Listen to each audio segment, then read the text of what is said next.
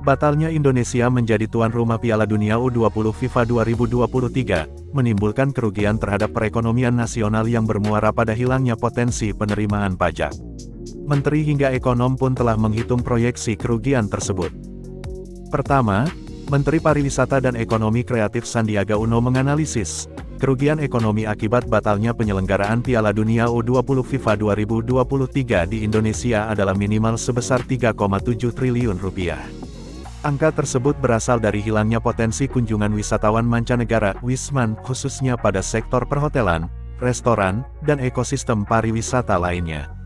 Seperti diketahui, peserta turnamen Piala Dunia U20 FIFA 2023 tercatat sebanyak 24 tim nasional (Timnas). Artinya, akan banyak Wisman yang datang ke tanah air bila turnamen ini terselenggara. Jika berkaca pada pergelaran Asian Games 2018 ke-18 di Indonesia, DKI Jakarta dan Palembang, Kementerian Perencanaan Pembangunan Nasional, Kementerian PPN, Bappenas memproyeksi, nilai keuntungan dari perhelatan Asian Games 2018 adalah sekitar 40 triliun rupiah. Hal senada juga diungkapkan oleh Kepala Pusat Ekonomi Makro dan Keuangan Institute for Development of Economics and Finance (INDEF), M. Rizal Taufikur Rahman. Menurutnya, Piala Dunia U20 FIFA 2023 berpotensi besar memberikan dampak positif terhadap produk domestik bruto (PDB) nasional, inflasi, hingga investasi. Untuk dampak pembatalan terhadap ekonomi kira-kira 3,5 triliun rupiah, itu belum kita hitung dampak langsungnya. Pembatalan Piala Dunia U20 FIFA 2023 terdiri atas 3 kategori, meliputi infrastruktur berupa investasi di berbagai sektor dan pengeluaran pemerintah untuk revitalisasi stadion, operasional penyelenggaraan, serta pengeluaran pengunjung seperti Wisman, Wisnus Wisata Nusantara, dan UMKM, usaha mikro kecil menengah, ujar Rizal dalam diskusi publik Indef bertajuk Piala Dunia U20, tuan rumah batal potensi ekonomi buyar, 6/4. Ia memerinci, kerugian dari sektor Wisman sebesar 120 miliar rupiah, Wisnus 56 miliar rupiah, dan UMKM yang mencapai 500 miliar rupiah. Kedua, kerugian dalam pendanaan persiapan. Seperti diketahui, dalam mempersiapkan Piala Dunia U20 FIFA 2023, pemerintah pusat maupun pemerintah provinsi Pemprov DKI Jakarta, Jawa Barat, Bali, Solo, Surabaya, dan Palembang sudah mengeluarkan banyak uang, tenaga, serta anggaran agar dapat menjadi tuan rumah sesuai standar FIFA.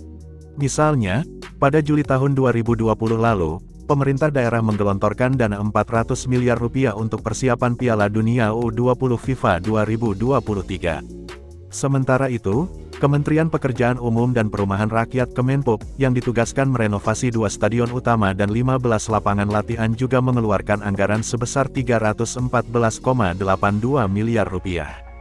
Adapun 15 lapangan latihan yang dipersiapkan, yaitu 3 lapangan di Palembang, Sumatera Selatan atletik, baseball, dan panahan di Jakabaring, 3 lapangan di Sumedang dan Bandung, Jawa Barat, IPDN, Unpad, Sidolik, 4 lapangan di Solo, Jawa Tengah, Sriwedari, Banyuanyar, Sriwaru, dan Kota Barat, 1 lapangan di Madura dan Jawa Timur, Stadion Gelora Bangkalan, 4 lapangan di Bali, Ngurah Rai, Kompiang Sujana, Gelora Trisakti Legian, dan Gelora Samudra Kuta.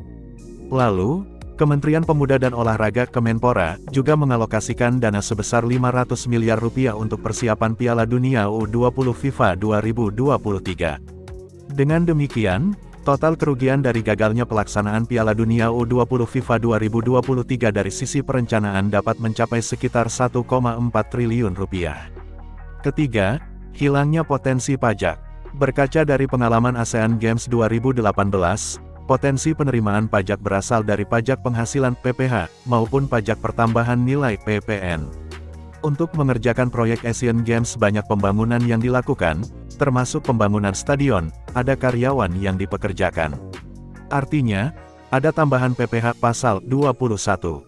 Kemudian, perusahaan mendapat tambahan profit, maka ada tambahan PPH pasal 25 atau PPH pasal 29. Kata staf ahli Menteri Keuangan Bidang Kepatuhan Pajak Yon Arsal.